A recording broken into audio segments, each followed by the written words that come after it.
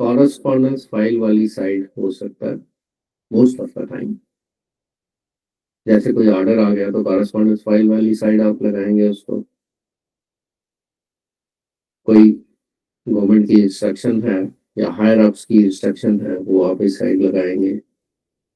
किसी ने अप्लाई किया है, इंस्टीट्यूट के लिए अप्लाई किया, लीव के लिए अप्लाई किया, जीपी फंड के एडवांस के लिए अप्लाई किया, तो वो कॉरस्पॉन्डेंस फाइल वाली साइट होगा।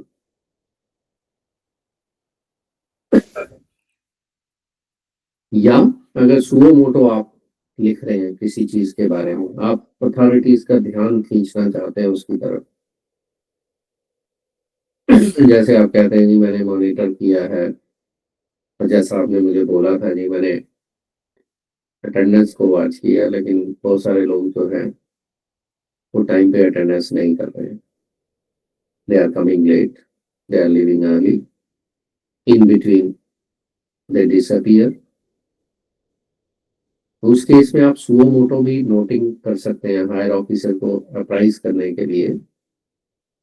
ये स्टैंडिंग रूल्स हैं पंक्चुअलिटी के, अटेंडेंस के, which are not being followed in letter and spirit, without naming anybody. ठीक है, without naming anybody you can tell that these are the standing rules which are not being followed, और इसमें हमें reiterate करने की जरूरत है, तो हम एक सर्कुलर और इशू कर देते हैं, ठीक है, या मेमोरेंडम इशू करते हैं। अगर सर्कुलर पहले से इशू हुआ है तो मेमोरेंडम इशू कर देते हैं, ताकि याददाश्त के लिए लोगों को भी ये मैटर इम्पोर्टेंट है। एक तो हो गया ये सुओ मोटो। दूसरा हो गया कोई लेटर आपके पास आई है या कोई एप्लीकेशन आई है, उसको आपने प्रोसेस करना है। तो एक तो होता है कि आप पेरूजल के लिए ऑफिसर को भेजना चाहते हैं कि आप ये देख लें, ये इंस्ट्रक्शन है, और फर्दर इंस्ट्रक्शन उनसे सीख कर सकते हैं। दूसरा, आप सारे फैक्ट्स एंड फिगर्स उनके सामने रखेंगे। मेनली जो नोटिंग का जो ऑब्जेक्टिव है वो तो यही है, to facilitate your officers to take decision based on facts and figures. Means blind decisions ना हो, उसके लिए पूरा एक प्रोसीजर जो है वो फॉलो हो, सारी की सारी इंफॉर्मेशन उनके पास हो, विच विल फैसिलिटेट कि आप ये डिसीजन लें। ठीक है, अब सपोज किया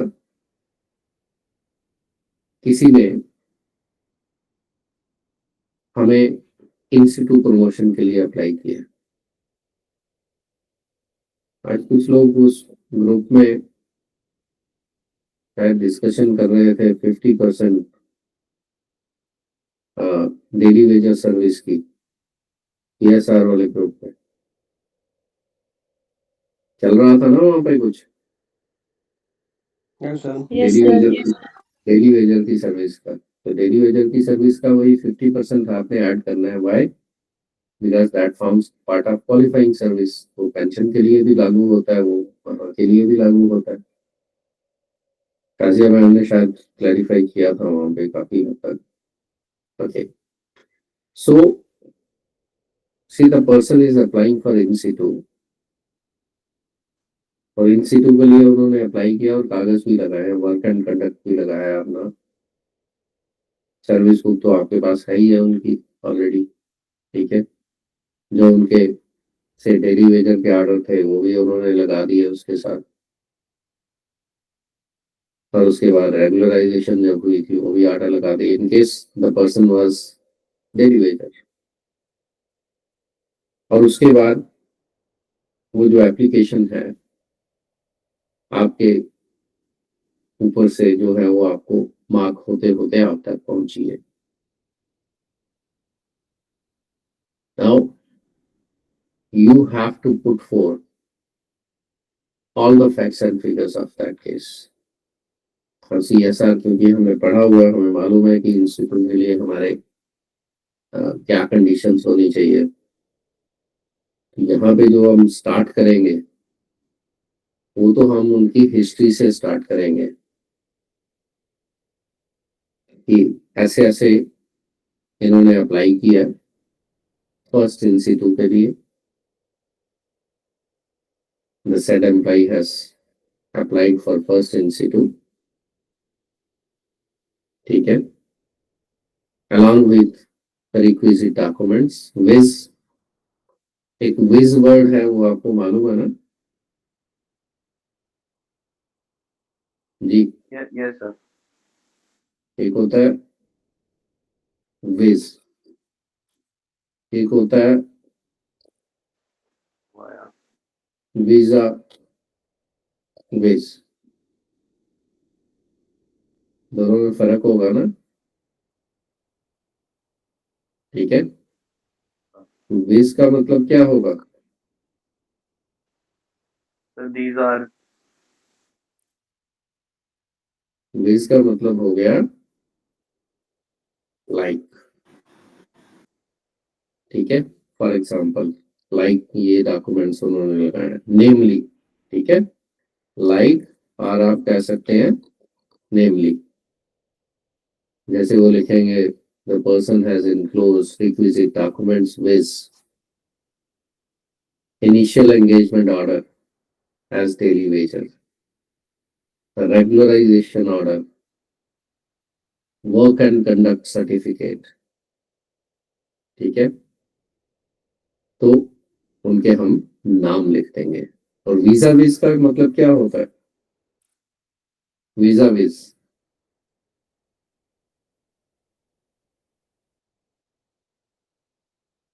जी, वीजा विज का आइडिया है? वीजा विज का मतलब होता है इन कंपैरिजन टू, और अगेंस्ट भी कहते हैं इसको, vis a vis. This is our response, ठीक है।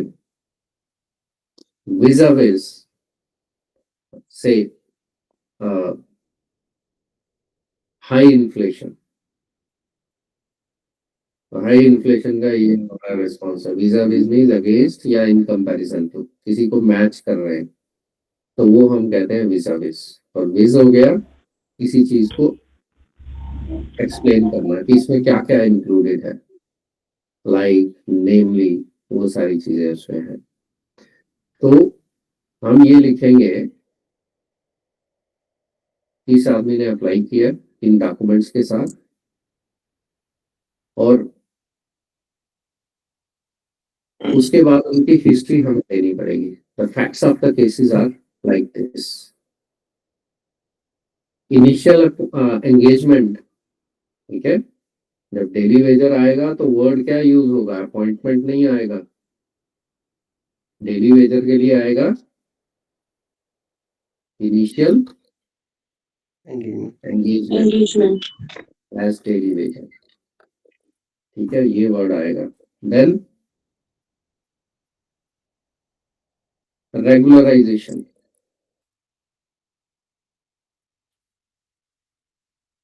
एज जो भी लगे होंगे, ठीक है, इन द पे स्केल जो भी रखा होगा उस समय, क्योंकि पे स्केल को ही तो आगे आप कंपेयर करेंगे कि इस पे स्केल का इंस्टीट्यूट क्या बनेगा। तो रेगुलराइजेशन कर दो, ओके। वैसे कोई ज्यादा मैंने लिखा नहीं है बट स्टिल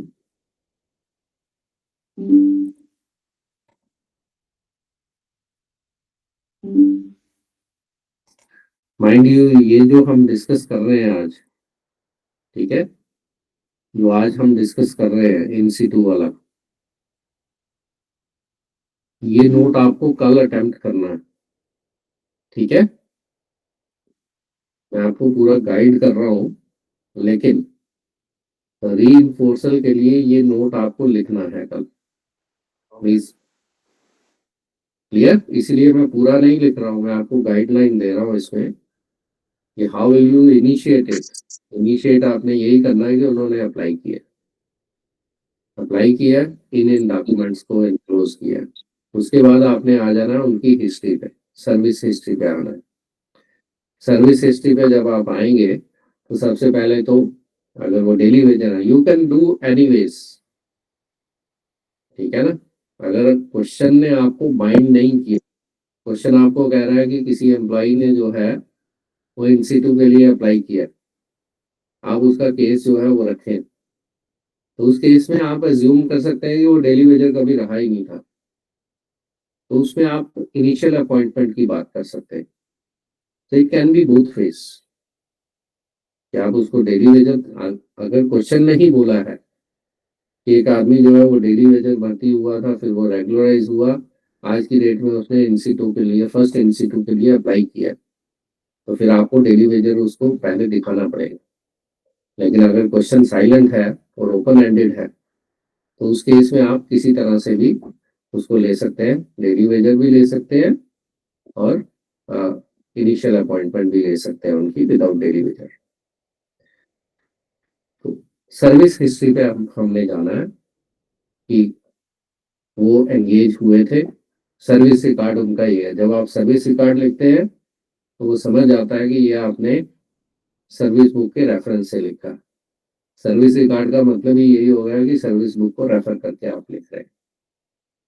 तो उसमें आप पहले लिखेंगे initial engagement as daily wager, फिर रेगुलराइजेशन एज जो भी वो लगे होंगे। इस पे मैं एक क्वेश्चन आपको बना के दे दूंगा क्लास के बाद, ठीक है, तो फिर आप उसको अटेम्प्ट करिएगा the way I am telling you. उसके बाद regularization as this in the pay scale of this, उसकी डेट आ जाएगी। अब उसमें आपने ये लिखना है कि the person has applied for, the employee has applied for first in situ promotion as he has not got any functional promotion from the date of his regularization, yeah, from the date of his initial appointment, whatsoever is the case। और फिर आप उसको calculation भी दे सकते हैं, as per the calculation he qualifies, he is completing 9 years on this date। तो उसमें अगर डेली वेजर के लिए मैंने आपको बाइंड नहीं किया होगा तो इनिशियल अपॉइंटमेंट लेने वो बड़ा आसान हो जाएगा, फिर आपको वो 50% वाला झमेला नहीं पड़ेगा, ठीक है। अदरवाइज आल्सो आप डेटों को जरूरी नहीं है लिखना वहां पे, लेकिन ये उसको जरूर लिखना है आपने कि डेली वेजर की सर्विस 50% इतनी थी, additional service required to make 9 years, वो इतनी हो गई अकॉर्डिंगली। इस डेट को उन्होंने 9 years कंप्लीट किए, सो the employee is eligible for first day of the following month, which is this one, ठीक है जी। उसके बाद आप लिखेंगे कि he is entitled for first in situ promotion in the pay scale of this। आगे आपने जो कंक्लूड करना है उसको, अभी आप उसकी फिक्सेशन नहीं करेंगे, ये फिक्सेशन का मसला नहीं है ना अभी जी। अभी जो आपकी नोटिंग है वो फिक्सेशन को लेकर तो नहीं हो रही ना, फिक्सेशन तो आफ्टरवर्ड्स होगा। Are you getting what is to be included, what is to be excluded? Yes, sir. आज की डेट में फिक्सेशन का तो कोई इशू नहीं है ना, आज की डेट में तो यही इशू है कि उन्होंने अप्लाई किया, क्या वो उसके लिए एंटाइटल है या नहीं है। अगर एंटाइटल है तो किस डेट से एंटाइटल है, और एंटाइटल है तो किस स्केल के लिए एंटाइटल है वो, ओके। तो दोज थिंग्स आर इम्पोर्टेंट। तो उस केस में आप फाइनली जब उसको कंक्लूड करेंगे तो उसमें आपको यही लिखना है कि the case is therefore submitted for, किस लिए सबमिट कर रहे हैं, In situ. Exactly. The case is therefore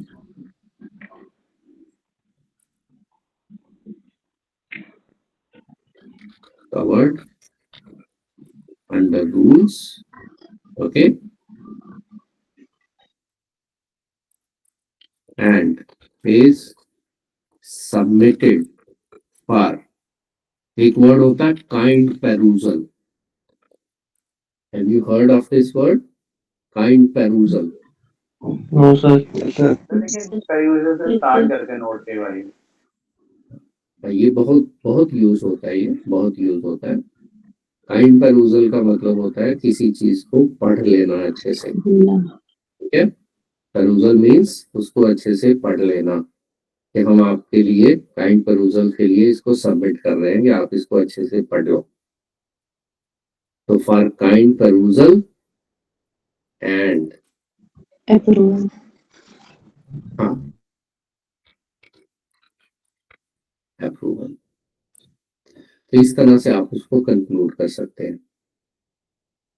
Case is therefore covered under rules and is submitted for kind perusal and approval. और उसके बाद आपने उस साइड पे जो है यहाँ पे लिखना है जिसको आप भेज रहे हैं, ठीक है. Say you are sending it to AAO और अपना आपका यहाँ पे आ जाएगा accounts assistant. This is how things will go. Institute पे बना पाएंगे आप नोट कल के लिए? ट्राई करेंगे. Okay sir. हमसे ट्राई करेंगे. देखिए ताना बाना मैंने आपको बता दिया है कि how you have to start, how you have to conclude, in between what you have to write, ठीक है. उनके वर्क एंड कंडक्ट पे भी आपने वो करना है कि वर्क एंड कंडक्ट जो है उनका वो एक्सीलेंट है या वेरी गुड है, जो भी है मिनिमम वेरी गुड होना चाहिए, ठीक है जी. Minimum it should be very good. तो उस पर भी आपने कमेंट करना है कि जो वर्क एंड कंडक्ट है लास्ट 3 का, उसके हिसाब से भी जो है वो आउटस्टैंडिंग कह सकते हैं, एक्सीलेंट कह सकते हैं आप, ठीक है. तो these are the things which you have to cover. और इस सारे में हमारा पर्पस क्या है कि हम जिसको भी पुटअप कर रहे हैं वो इसको देखे और वो डिसीजन लेने के काबिल हो, ठीक है जी. अब डब्ल्यू साहब उसको चेक करेंगे, फिर उनको कोई खामी लगी तो आपको वापस भेज देंगे. अनलाइक मेरे डब्ल्यू साहब वो एज प्रपोज जो लिखते थे वो अलग नजरिए के थे. वो कहते हैं कुछ और मैंने लिखना ही नहीं है, यही लिखना है बस, जो मर्जी हो जाए. सो हो पाएगा. Yes sir. आपको मैंने एक नोट वो दिखाया भी था जो उस दिन हमने डिस्कस किया, शायद मैंने शेयर नहीं किया था. शेयर हुआ था नहीं हुआ था शायद. नो सर, शेयर नहीं. Okay okay. देखिए इसमें क्या है, सब्जेक्ट लिखना आपने. सब्जेक्ट को लिखने के भी बहुत सारे तरीके हैं. जैसे यहाँ पे मैंने रेफर किया कि एडमिनिस्ट्रेटिव डिपार्टमेंट का लेटर है, उसके उसका ऑफशूट है आपका नोट, और मुझे मार्क होके मिला है, ये उसका जो है वो पर्पस है, ठीक है.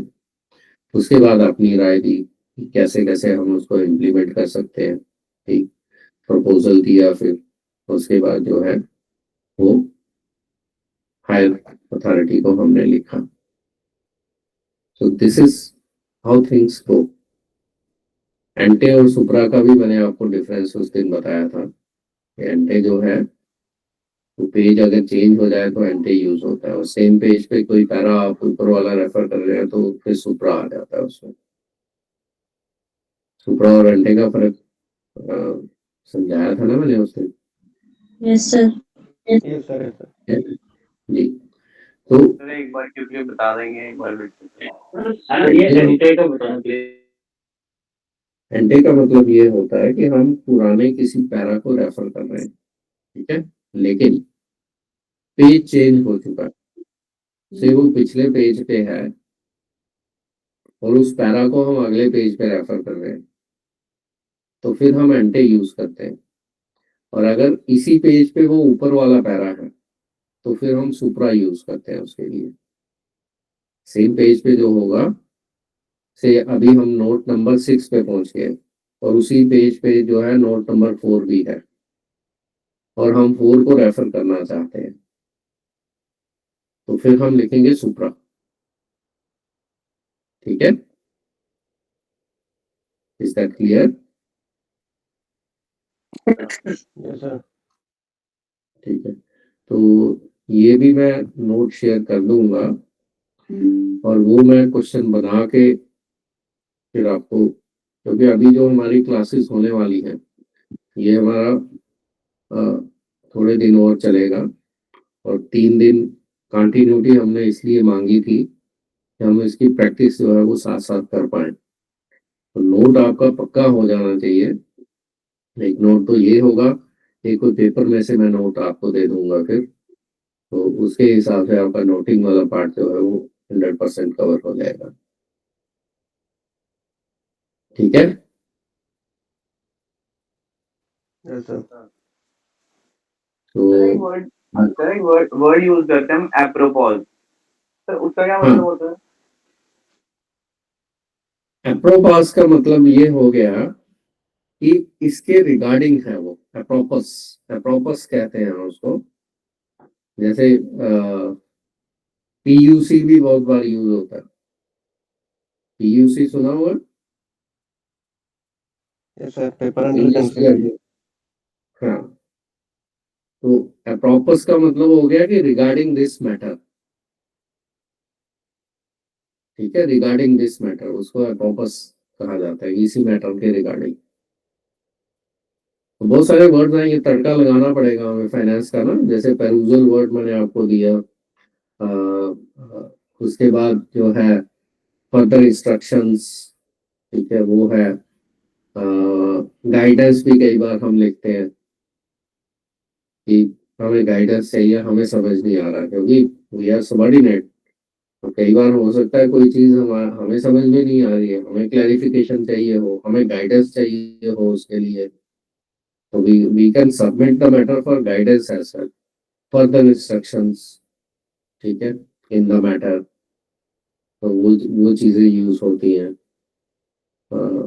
पैरास को रेफर कर सकते हैं कि उस पैरा में हमने ये प्रपोजल की है, एंटे सुपरा, वो वर्ड यूज हो जाते हैं उसमें। Have you got fair idea?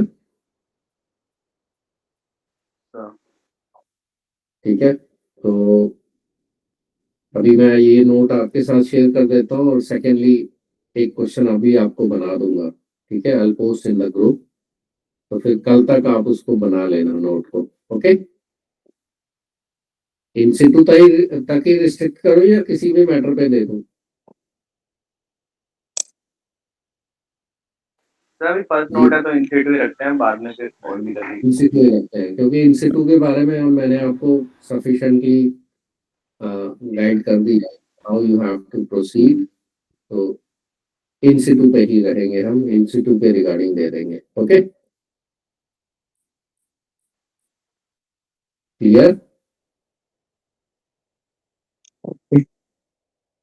तो आज फिर नोट पे ही रहे हम, Yes, sir. नोट पे रहते हैं, नोट की गर्मी को फील करते हैं आज। ठीक है, ओके, Okay, sir. मैं को Yes, 10 sir. तो आपको फिर पोस्ट कर देता हूँ। Okay, Okay. Okay, sir. Okay. Okay then, okay, see you all, thank you.